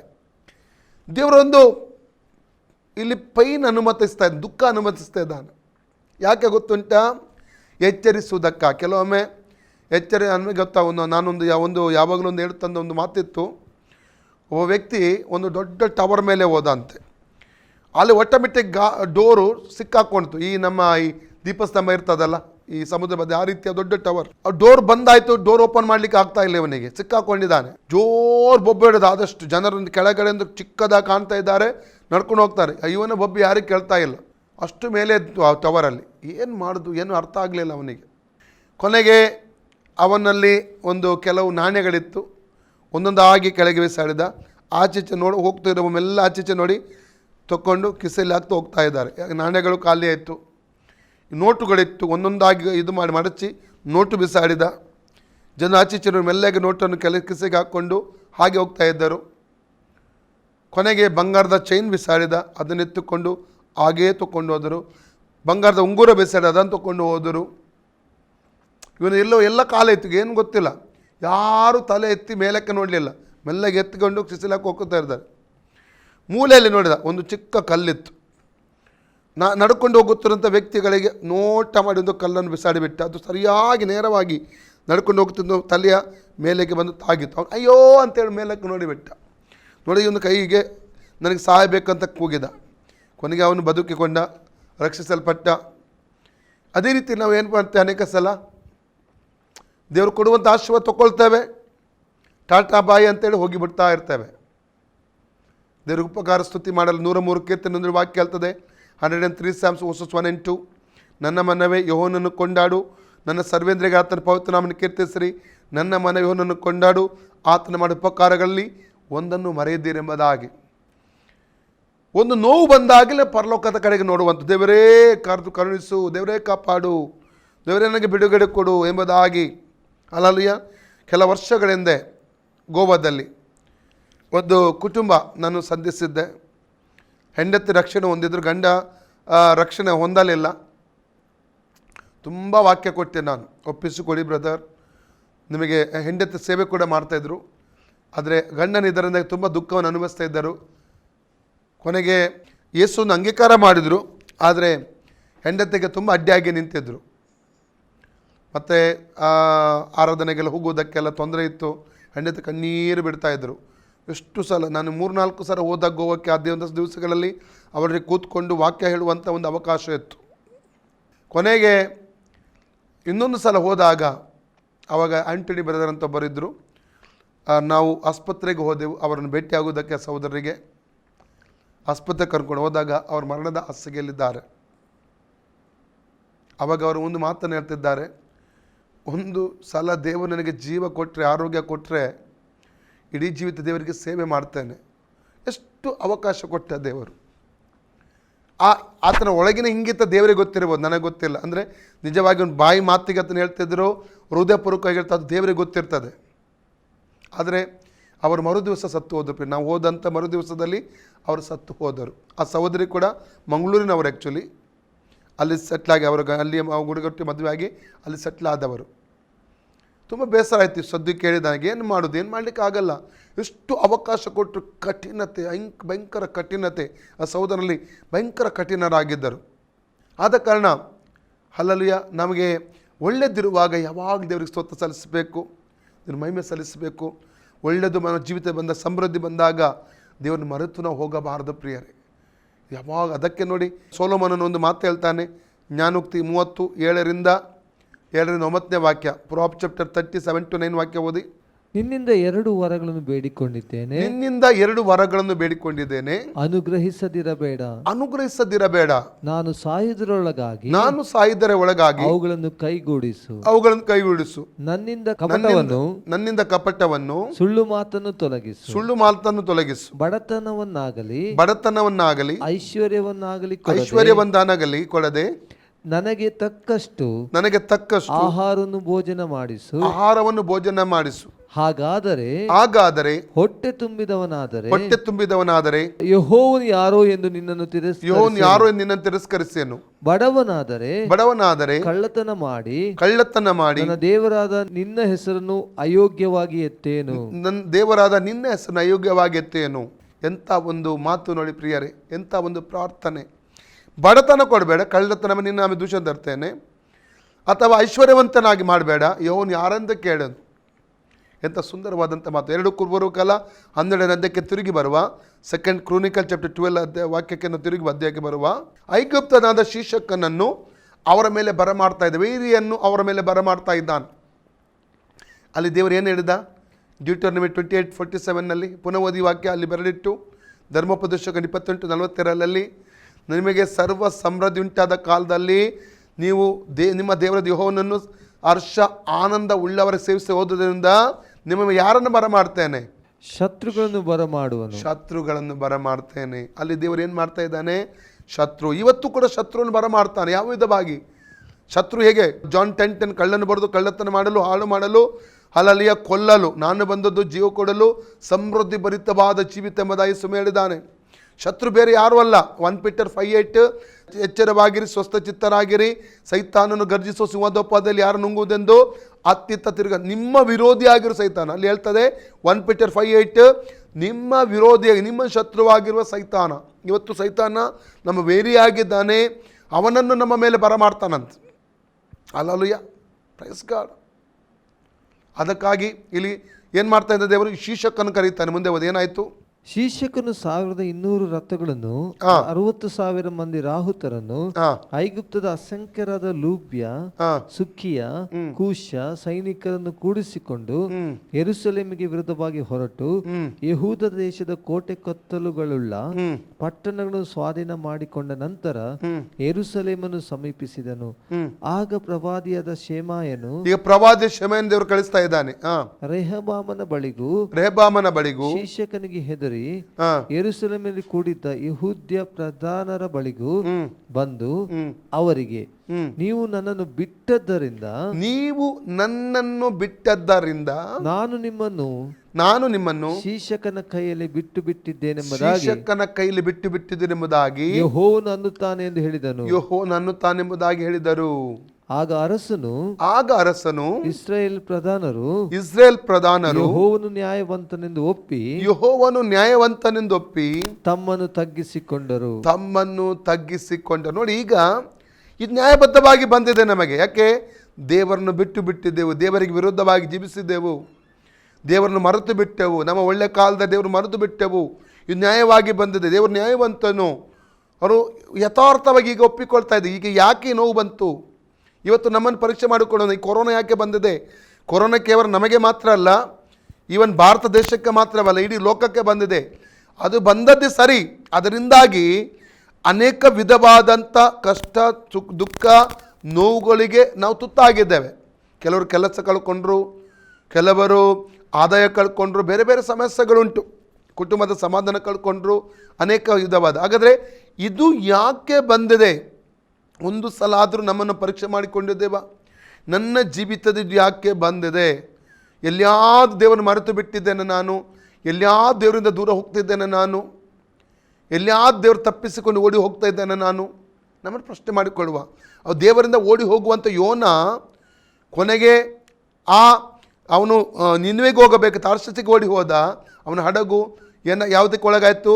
ಬಿರುಗಾಳಿಗೆ, ತೂಫಾನಿಗೆ ತುತ್ತಾಯ್ತು ಎಂಬುದು ನೋಡ್ತೇವೆ ನಾವು. ಕೊನೆಗೆ ಅವನು ಹೇಳ್ತಾನೆ, ನಾನೇ ಅದಕ್ಕೆ ಕಾರಣ. ಹಡಗಿನ ಯಜಮಾನನಿಗೆ ಅಲ್ಲಿರುವವರೆಗೆ ಹೇಳ್ತಾ ಇದ್ದ, ನನ್ನನ್ನು ಬಿಸಾಡಿ ಇದಕ್ಕೆ ಎಂಬುದಾಗಿ, ಎಲ್ಲಿ? ಸಮುದ್ರಕ್ಕೆ. ಇವಾಗ ನಿಮಗೇನು ತೊಂದರೆ ಆಗಲ್ಲ ಎಂಬುದಾಗಿ ಅಲ್ಲಿ ಹೇಳುವಂಥದ್ದನ್ನು ಅಲ್ಲಿ ಕಾಣಲಿಕ್ಕೆ ನಮಗೆ ಸಾಧ್ಯವಾಗುತ್ತದೆ ಪ್ರಿಯರೇ. ಹಾಗಾದ್ರೆ ಇಲ್ಲಿ ನ್ಯಾಯವಂತನಿಂದ ಯಾವಾಗ ಒಪ್ಪಿಕೊಂಡು ಯಥಾರ್ಥವಾಗಿ ಮಾನಸಾಂತರ ಪಟ್ಟರು ಅವರು, ಇನ್ನೊಂದು ವಾರ್ತೆ ಶೆಮಾಯನ ಮೂಲಕ ದೇವರು ಕೊಡ್ತಾನೆ. ಓದುವ. ಯೆಹೋವನು ಇದನ್ನು ನೋಡಿ ಶೆಮಾಯನಿಗೆ ಇವರು ತಮ್ಮನ್ನು ತಗ್ಗಿಸಿಕೊಂಡದರಿಂದ ಇವರನ್ನು ಸಂಹರಿಸುವುದಿಲ್ಲ, ಸ್ವಲ್ಪ ಕಾಲದಲ್ಲಿ ಇವರಿಗೆ ರಕ್ಷಣೆಯನ್ನು ಅನುಗ್ರಹಿಸುವೆನು. ಶೀಶಕನ ಮುಖಾಂತರವಾಗಿ ನನ್ನ ರೌದ್ರವನ್ನು ಯೆರೂಸಲೇಮಿನ ಮೇಲೆ ಸುರಿದು ಬಿಡುವುದಿಲ್ಲ. ಆದರೂ ನನ್ನ ಸೇವೆಗೂ ಅನ್ಯ ರಾಜ್ಯಗಳ ಸೇವೆಗೂ ಇರುವ ವ್ಯತ್ಯಾಸವು ಇವರಿಗೆ ಗೊತ್ತಾಗುವಂತೆ ಇವರು ಶಿಕ್ಷಕನಿಗೆ ದಾಸರಾಗಬೇಕೆಂದು ಹೇಳಿದನು. ಹೀಗೆ ಯೆರೂಸಲೇಮಿಗೆ ವಿರೋಧವಾಗಿ ಬಂದ ಐಗುಪ್ತ ರಾಜನಾದ ಶೀಶಕನು ಯೆಹೋವನ ಆಲಯದ ಮತ್ತು ಅರಮನೆ ಎಲ್ಲಾ ದ್ರವ್ಯಗಳನ್ನು ಸೊಲೊಮೋನನು ಮಾಡಿಸಿದ ಬಂಗಾರದ ಗುರಾಣಿಗಳನ್ನು ತೆಗೆದುಕೊಂಡು ಹೋದನು. ಅಲ್ಲಲೂಯ. ಯಾವಾಗ ನ್ಯಾಯವಂತನೆಂಬುದಾಗಿ ಹೇಳ್ತಾನೋ, ಒಪ್ಪಿಕೊಂಡ್ರು, ಪಶ್ಚಾತ್ತಾಪ ಪಟ್ಟು, ದೇವರು ಇನ್ನೊಂದು ವಾರ್ತೆ ಕೊಟ್ಟ, ಬಿಡುಗಡೆಯ ವಾರ್ತೆ ಆಗಿತ್ತು. ಅದು ನಮ್ಮನ್ನು ತಗ್ಗಿಸಿಕೊಳ್ಳುವಾಗ, ಒಂದು ವೇಳೆ ಕೊರೋನಾದ ಸಂದರ್ಭದಲ್ಲಿ, ಇಡೀ ಲೋಕಕ್ಕೆ ಕೊರೋನಾ ಬಂದುಬಿಟ್ಟಿದೆ, ಈ ಸಂದರ್ಭದಲ್ಲಿ ನಮ್ಮನ್ನು ಪರೀಕ್ಷೆ ಮಾಡಲಿಕ್ಕೆ ಒಂದು ಒಳ್ಳೆಯ ಸಮಯ ಪ್ರಿಯರೇ. ನೀವು ಇದು ನೋವು ಬಂದಿದೆ, ಇದು ವೇದನೆ ಬಂದಿದೆ, ನಷ್ಟ ಆಗಿದೆ, ನನ್ನ ಕೆಲಸ ಆಗ್ತಾ ಇಲ್ಲ, ನನಗೆ ಬಿಸ್ನೆಸ್ಗೆ ಮುಂದೆಗೆ ಹೋಗ್ಲಿಕ್ಕೆ ಆಗ್ತಾ ಇಲ್ಲ, ಎಲ್ಲ ಬಾಗಿಲು ಮುಚ್ಚಲ್ಪಟ್ಟು ನಾವು ಕೂತ್ಕೊಳ್ಳೋದಕ್ಕಿಂತ ಬದಲು ದೇವರ ಪಾದಪೀಠ ಒಂದು ದಿವಸ ಉಪವಾಸ ಮಾಡಿ, ಒಳ್ಳೆ ಬೆಳಗ್ಗೆಯಿಂದ ರಾತ್ರಿವರೆಗೆ ಉಪವಾಸ ಮಾಡಿ ದೇವರ ಪಾದಪೀಠಕ್ಕೆ ಕೂತ್ಕೊಳ್ಳಿ, ಒಳ್ಳೆ ವರ್ಷಿಪ್ ಮಾಡಿ, ಒಳ್ಳೆ ಪ್ರಾರ್ಥನೆ ಮಾಡಿ, ಸತ್ಯವಾದ ಓದಿ ದೇವರ ಬಳಿ ಕೇಳಿಕೊಳ್ಳಿ, ದೇವರೇ ನನ್ನಲ್ಲಿರುವಂಥ ದೋಷ ನನಗೆ ತೋರಿಸು, ಪ್ರಕಟಪಡಿಸು. ನಮ್ಮನ್ನೇ ಸ್ವಪರೀಕ್ಷೆ ಮಾಡಿಕೊಂಡು ದೇವರ ಸಮ್ಮುಖದಲ್ಲಿ ಪರಿಪೂರ್ಣವಾಗಿ ನಾವು ಒಪ್ಪಿಸಿಕೊಡಬೇಕು. ಆಗ ದೇವರು ಹೇಗೆ ಕಾರ್ಯಗಳನ್ನು ಮಾಡ್ತಾರೆ ಎಂಬುದಾಗಿ ನೀವು ಅರಿತುಕೊಳ್ಳೋದಕ್ಕೆ ಸಾಧ್ಯ ಆಗ್ತದೆ. ನಿಮಗೆ ಕೆಲಸದ ವಿಷಯ, ವಿಸಾದ ವಿಷಯ ಅಥವಾ ಅನೇಕ ಏನೆಲ್ಲ ತಡೆಗಳುಂಟು ಅವೆಲ್ಲ ದೇವರು ನೀಗಿಸಿ ಅದ್ಭುತವಾದ ಮಾರ್ಗಗಳು ತೆರೆದುಕೊಡುವುದನ್ನು ಕಾಣ್ತದೆ. ದೇವರಿಗೆ ಏನು ಬೇಕು? ತಗ್ಗಿಸಿಕೊಳ್ಳುವುದು ದೇವರು ಬೇಕು. ದೇವರು ಬೇಕು. ನಾವು ದೇವ್ರ ಮುಂದೆ ತಗ್ಗಿಸಿಕೊಳ್ಳುವುದು ದೇವ್ರ ಕಾರ್ಯ. ನೋಡಿ, 1 Peter 5:6 ಹೇಳ್ತದೆ, ದೇವರ ತ್ರಾಣವುಳ್ಳ ಹಸ್ತದ ಕೆಳಗೆ ನಿಮ್ಮನ್ನು ತಗ್ಗಿಸಿಕೊಳ್ಳಿರಿ, ಆಗಲಾತನು ನಿಮ್ಮನ್ನು ತಕ್ಕ ಸಮಯದಲ್ಲಿ ಮೇಲಕ್ಕೆತ್ತುವನು. ಸಿಕ್ಕಿದ್ರೆ ಓದಿ ವಾಕ್ಯ. ಹೀಗಿರುವುದರಿಂದ ದೇವರ ತ್ರಾಣವುಳ್ಳ ಹಸ್ತದ ಕೆಳಗೆ ನಿಮ್ಮನ್ನು ತಗ್ಗಿಸಿಕೊಳ್ಳಿರಿ. ಆತನು ತಕ್ಕ ಕಾಲದಲ್ಲಿ, ಆತನ ರೈಟ್ ಟೈಮಲ್ಲಿ, ತಕ್ಕ ಕಾಲದಲ್ಲಿ ನಿಮ್ಮನ್ನು ಮೇಲಕ್ಕೆ ತರುವನು. ನಿಮ್ಮನ್ನು ಮೇಲಕ್ಕೆ ತಗ್ಗಿಸಿಕೊಳ್ಳುವ ಸಮಯ ಇದು. ಸ್ವಪರೀಕ್ಷೆ ಮಾಡಿಕೊಂಡು, ಉಪವಾಸ ಮಾಡಿಕೊಂಡು, ಪ್ರಾರ್ಥನೆ ಮಾಡಿಕೊಂಡು, ದೇವರೇ ಎಲ್ಲಿ ನಾನು ತಪ್ಪಿದ್ದೇನೆ ಸ್ವಾಮಿ, ನಾನು ನಿನಗೆ ತೊಂದರೆ ಕೊಟ್ಟಿದ್ದೇನೆ, ನಾನು ತೋರಿಸು, ಪ್ರಕಟಪಡಿಸು ಎಂಬುದಾಗಿ ಕೇಳಿಕೊಳ್ಳಿ. ಹಲ್ಲೆಲೂಯ. ಖಂಡಿತ ಪವಿತ್ರಾತ್ಮ ನಮಗೆ ಹಲವು ತಪ್ಪುಗಳನ್ನು ತೋರಿಸಿಕೊಡ್ತಾನೆ, ಈ ಮಾರ್ಗದರ್ಶನ ಮಾಡ್ತಾನೆ, ಆಲೋಚನೆಗಳನ್ನು ಕೊಡ್ತಾನೆ. ದೇವರಿಗೆ ಬೇಕು ತಗ್ಗಿಸಿಕೊಳ್ಳುವಂಥ ವ್ಯಕ್ತಿಗಳನ್ನು ದೇವರು ಇವತ್ತು ಹುಡುಕ್ತಾನೆ ಪ್ರಿಯರೇ. ಮುಂದಕ್ಕೆ ನಾವು ದಾನಿಯೇಲನ ಪುಸ್ತಕ 4:28 ವಾಕ್ಯದಿಂದ ಮುಂದುವರೆದ ಭಾಗ ಓದಿಕೊಳ್ಳೋಣ. ನನ್ನ ಮಹಿಮೆಯು ಪ್ರಸಿದ್ಧಿಗೆ ಬರುವಂತೆ, ಇಲ್ಲಿ ನೆಬೂಕದ್ನೆಚ್ಚರನ ನನ್ನ ಮಹಿಮೆಯು ಪ್ರಸಿದ್ಧಿಗೆ ಬರುವಂತೆ, ನನ್ನ ಸಾಮರ್ಥ್ಯ ಬಲದಿಂದ, ನನ್ನ ಸಾಮರ್ಥ್ಯ ಬಲದ ಏನ್ ಹೇಳ್ತಾರೆ, ನನ್ನ ಸಾಮರ್ಥ್ಯ ಬಲದಿಂದ ರಾಜ ನಿವಾಸಕ್ಕೆ ನಾನು ಕಟ್ಟಿಸಿಕೊಂಡಿರುವುದು, ರಾಜ್ಯ ನಿವಾಸಕ್ಕೆ ನಾನು ಕಟ್ಟಿಸಿಕೊಂಡಿರುವುದು, ಈಗೋ ಮಹಾಪಟ್ಟಣವಾದ ಈ ಬಾಬೆಲ್, ಮಹಾಪಟ್ಟಣವಾದ ಈ ಬಾಬೆಲ್ ಎಂದು ಕೊಚ್ಚಿಕೊಂಡನು. ಏನ್ ನಡೀತು ಮುಂದೆ ಓದಿ. ಈ ಮಾತು ರಾಜನ ಬಾಯಿಂದ ಹೊರಡುತ್ತಿರುವಾಗ, ಅರಸನಾದ ನೆಬೂಕದ್ನೆಚ್ಚರನೇ, ನಿನಗಾದ ದೈವೋಕ್ತಿಯನ್ನು ಕೇಳು. ರಾಜ್ಯವು ನಿನ್ನಿಂದ ತೊಲಗಿದೆ,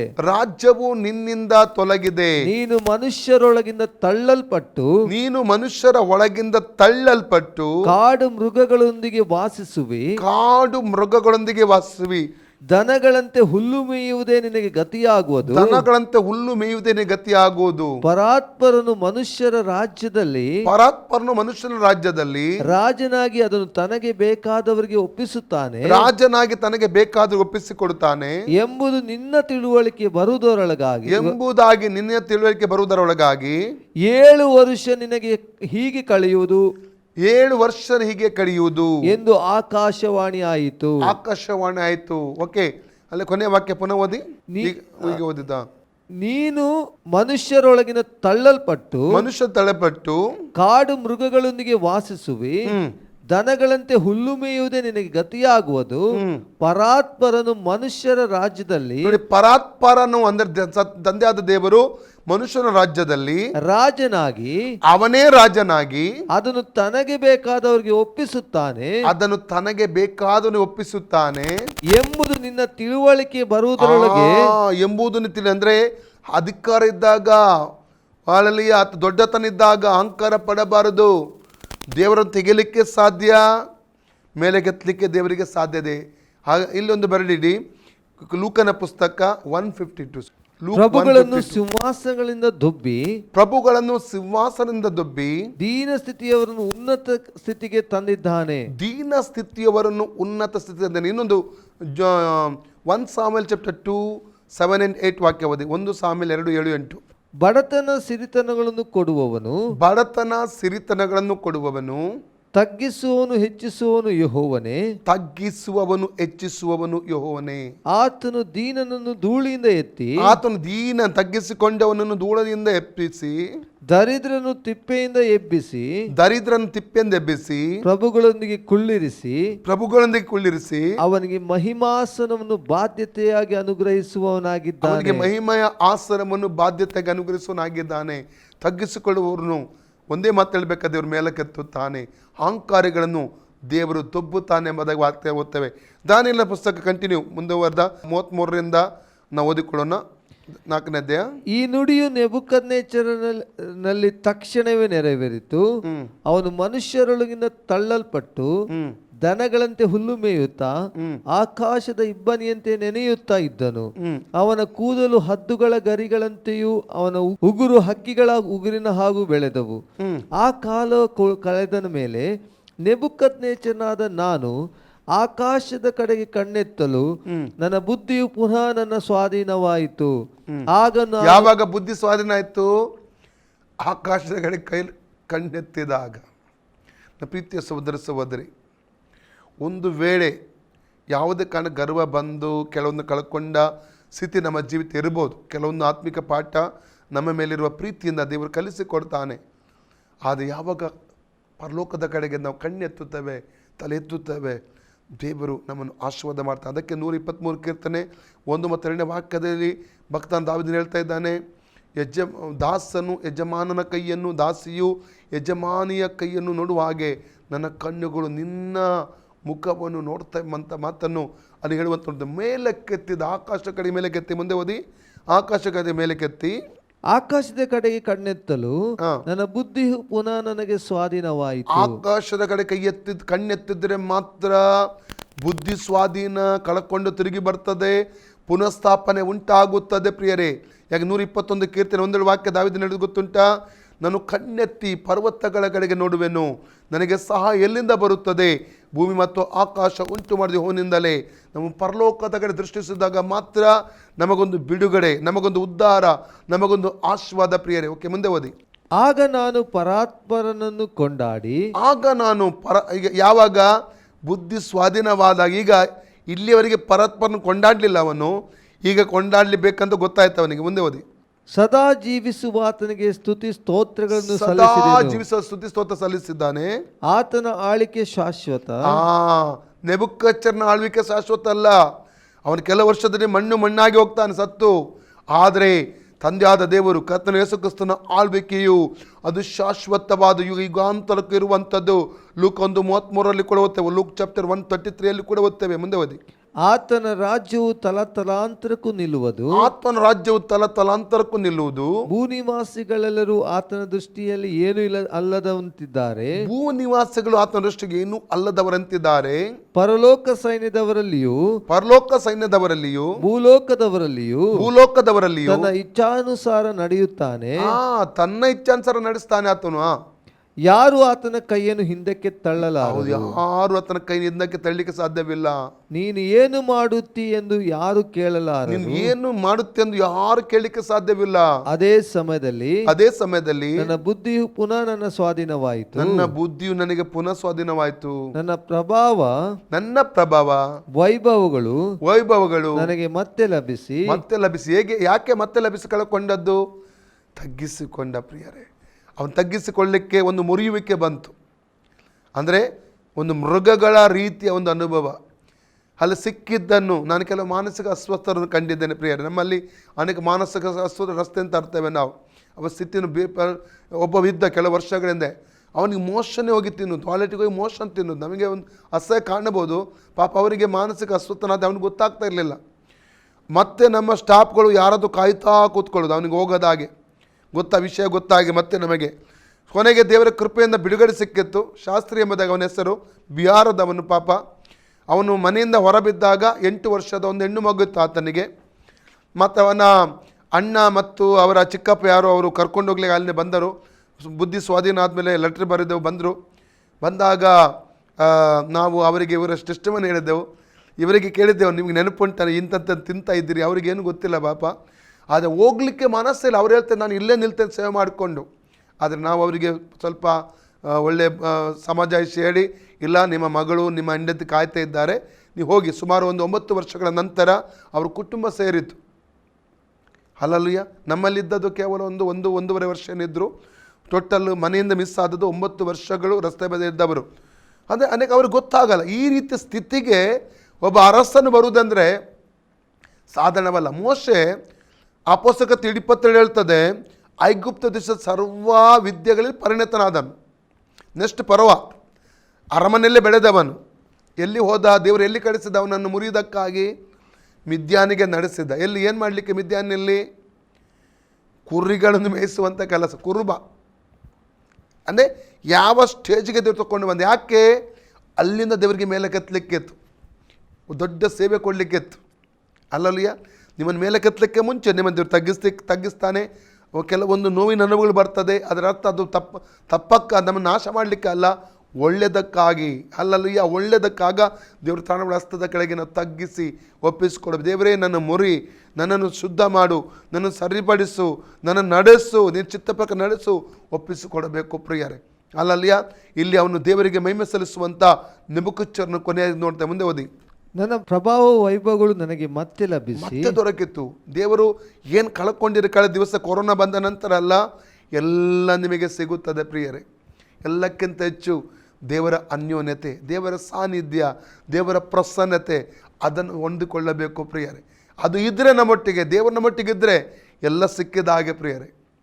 ನಾವು ಕೇಳೋಣ, ದೇವರೇ ನೀನು ನನಗೆ ಬೇಕು, ಯೇಸುವೆ ನೀನು ನನಗೆ ಬೇಕು, ನಿನ್ನ ಪ್ರೀತಿ ಬೇಕು, ನಿನ್ನ ಕೃಪೆ ಬೇಕಪ್ಪ, ನಿನ್ನ ದಯೆ ನನಗೆ ಬೇಕು, ನೀನಿಲ್ಲ ನನಗೆ ಜೀವಿಸ್ಲಿಕ್ಕೆ ಆಗಲ್ಲ.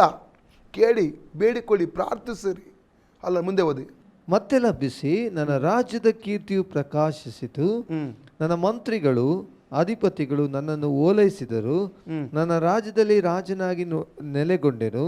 ನನ್ನ ಮಹಿಮೆಯು ಅತ್ಯಧಿಕವಾಯಿತು.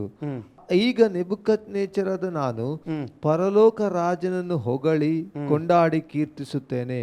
ಆತನ ಕಾರ್ಯಗಳೆಲ್ಲ ಸತ್ಯ, ಆತನ ಮಾರ್ಗಗಳೆಲ್ಲ ನ್ಯಾಯ.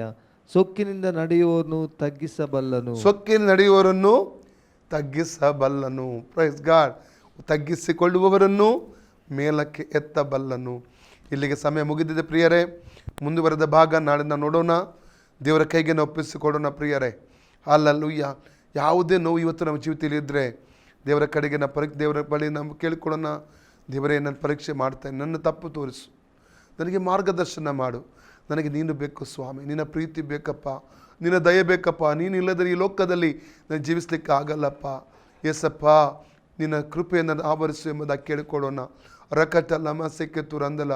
ನಮ್ಮ ತಗ್ಗಿ ಯಾವುದೇ ಕಾರಣಕ್ಕೆ ನಾವು ಯಾವುದು ಗರ್ವ ಪಟ್ಟಿದ್ದೇವ, ಅಹಂಕಾರ ಪಟ್ಟಿದ್ದೇವ, ಹೆಮ್ಮೆ ಪಟ್ಟಿದ್ದೇವ, ನಮ್ಮ ತಲಂತುಗಳಿಗಾಗಿ, ನಮ್ಮ ಹಣಕ್ಕಾಗಿ, ನಮ್ಮ ಬುದ್ಧಿವಂತಿಕೆಗಾಗಿ, ನಮ್ಮ ವರಗಳಿಗಾಗಿ, ನಮ್ಮ ಅಭಿಷೇಕಕ್ಕಾಗಿ, ನಮ್ಮ ಸೇವೆಗಾಗಿ, ನಮ್ಮ ಕೆಲಸದ ನಿಮಿತ್ತ ಅಥವಾ ನಮ್ಮ ಪದವಿಯ ನಿಮಿತ್ತ ಯಾವುದೊಂದು ಕಾರಣಕ್ಕಾಗಿ ಅಹಂಕಾರ ನಮ್ಮೊಳಗೆ ಬಂದಿದೆಯಾ? ದೇವರ ಕ್ಷಮಾಪಣೆ ಕೇಳಿ ಪಶ್ಚಾತ್ತಾಪದೊಂದಿಗೆ, ದೇವರೇ ನನ್ನ ಕ್ಷಮಿಸು, ನನ್ನ ಕ್ಷಮಿಸು. ನಿನ್ನ ಕೃಪೆಯಲ್ಲಿ ನಾನು ಜೀವಿಸ್ಲಿಕ್ಕೆ ಆಗಲ್ಲಪ್ಪ. ನಿನ್ನ ದಯೆ ಇಲ್ಲದೆ ಈ ಭಾಗ್ಯ ನನಗೆ ಸಿಗಲಿಕ್ಕೆ ಸಾಧ್ಯವಿಲ್ಲ. ದೇವರ ಬಳಿ ಒಪ್ಪಿಸಿಕೊಡೋಣ. ದೇವರು ತಾನೇ ಪುನಃಸ್ಥಾಪನೆ ಮಾಡಲಿಕ್ಕೆ ಇಷ್ಟಪಡ್ತಾ ಇದ್ದಾನೆ. ನಮ್ಮ ಕಟ್ಟಲಿಕ್ಕೆ ಆತನು ಇಷ್ಟಪಡ್ತಾ ಇದ್ದಾನೆ. ಕಳ್ಕೊಂಡು ಅದು ತಿರುಗಿ ಕೊಡಲಿಕ್ಕೆ ಆತನು ಇಷ್ಟಪಡ್ತಾ ಇದ್ದಾನೆ. ರಕಟ್ಟಲ್ಲಿ ಮೇ ಸೆಕ್ಕೆತೂರತ ಮರೋತಲಮ ಸೆಕ್ಕೆತೂರು ಎಂದಲಮ ಮಕ್ರತಲತ್ತ ರೆಟ್ಟೆಯಲ್ಲಿಮ ಸುಕ್ಕೋತೂರು. ನಾನು ಪ್ರಾರ್ಥನೆ ಮಾಡಲಿಕ್ಕೆ ಇಷ್ಟಪಡ್ತೇನೆ ಪ್ರಿಯರೇ. ಪ್ರೀತಿ ಸ್ವರೂಪನಾದ ನಮ್ಮ ಪರಲೋಕ ತಂದೆ ಯೇಸುವಿನ ನಾಮದಲ್ಲಿ ಪವಿತ್ರಾತ್ಮನ ಸಹಾಯದೊಂದಿಗೆ ನಿನ್ನ ಪಾದಕ್ಕೆ ನಾವು ಬಂದಿದ್ದೇವೆ ಸ್ವಾಮಿ. ಕರ್ತನೆ, ಒಳ್ಳೆಯ ಸಮಯಕ್ಕಾಗಿ ಸ್ತೋತ್ರ ಕರ್ತನೆ. ಅಪ್ಪ, ನಾವು ಧರಿಸಿಕೊಳ್ಳತಕ್ಕಂಥ ಆತ್ಮ ಮನುಷ್ಯನ ಧರಿಸಿಕೊಳ್ಳತಕ್ಕಂಥ ಅನೇಕ ಸಂಗತಿಗಳ ಬಗ್ಗೆ ನಮಗೆ ಕಲಿಸಿಕೊಟ್ಟಿರುವುದಕ್ಕಾಗಿ ಸ್ತೋತ್ರ ಕರ್ತನೆ. ಅಪ್ಪ, ಈ ಎಲ್ಲ ಸಂಗತಿಗಳನ್ನು ನಾವು ಧರಿಸಿಕೊಳ್ಳುವ ಹಾಗೆ, ನಿನಗಾಗಿ ಪ್ರಕಾಶಿಸುವ ಹಾಗೆ, ಬಾಳುವ ಹಾಗೆ ಕೃಪೆ ತೋರಿಸಬೇಕು ಕರ್ತನೆ ಕೇಳ್ಕೊಳ್ತೇನೆ. ಮಾತ್ರವಲ್ಲ, ನೀನು ಬರೋಣಕ್ಕಾಗಿ ನಮ್ಮನ್ನು ಸಿದ್ಧಪಡಿಸು ಸ್ವಾಮಿ. ಯೇಸು ಕ್ರಿಸ್ತನ ಹೆಸರಿನಲ್ಲಿ ಬೇಡಿ ಹೊಂದಿದ್ದೇವೆ ತಂದೆ ದೇವರೇ, ಆಮೇನ್. Price the lord.